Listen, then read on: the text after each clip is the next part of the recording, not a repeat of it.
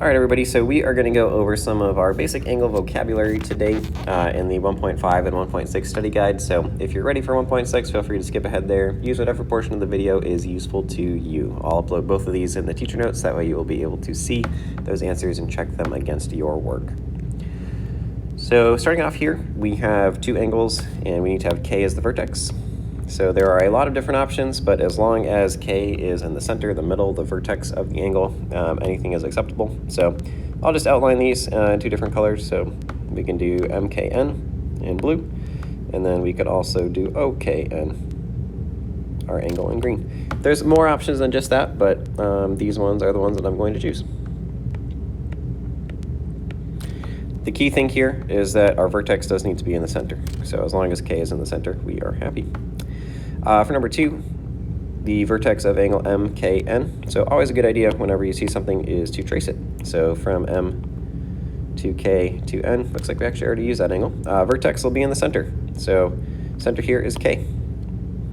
So the vertex is just K, and that's all. Sides of MKN. So we're gonna have two sides. Right here is one. Right here is our second. So the second one, you can see it pretty clearly. It's KN.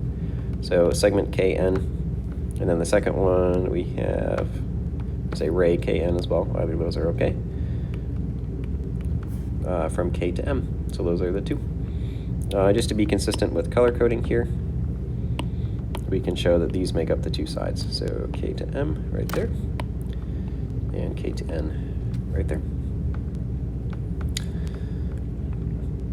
And from what we see up here, they want us to look at each of these. So an acute angle is less than 90 degrees. So we can label one of each. So acute, smaller than 90, so that is less than a corner, less than 90. So we can write that one in there. LKM. Right angle, looks like we only have one choice for this one. Do this one in red. Oh, did not mean to color that.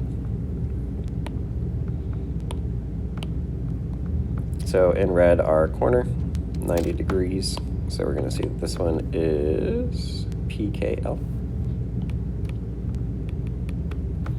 And then lastly, obtuse, greater than a corner, greater than 90 degrees. Do this one in yellow. So that is one that looks like, and like I said, there's a couple different options for some of these, but these are the ones that I'm seeing right away, so that's what I'm writing down. So from O to K to N. One thing that we have to keep in mind is that K is our vertex, it's our center here, so K also has to be the center of the angles we're looking at. So I'm just going to upload this quickly into the teacher notes. That way you can access it at any time that you need it.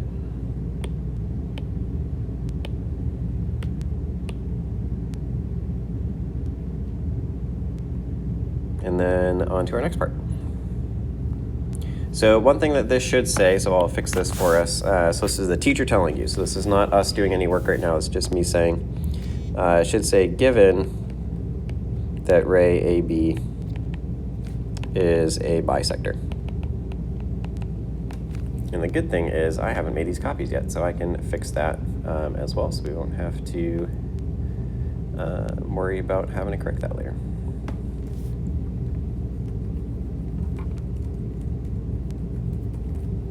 Awesome. All right, so given AB is a bisector, what that means is each of these angles is going to be the same. So if each angle is going to be the same, we get to use an equal sign. So the 33, we can say that is the same as the 4x plus 1. So all we have to do for here, solving for x, is just get the numbers on one side, get the x's on the other side, and we will get our solution for x, which is nice. The second term here is a vocab word that we went over yesterday in our examples. So if you have an angle that is directly across from another angle with two straight lines, so as long as this here is a straight line and this here is also a straight line, as long as that's true, the opposite sides are matching. So here and here, these are matching, and here, these are also matching. So we know that by definition, as long as the lines are straight. In this case, we have straight lines, so we are able to make this assumption. So because of that, again, we have congruence and we are able to solve. And that is actually all that we need to do here.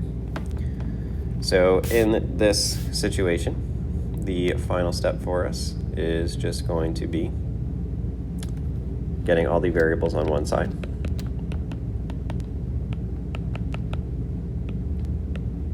and getting all of the numbers onto the other side.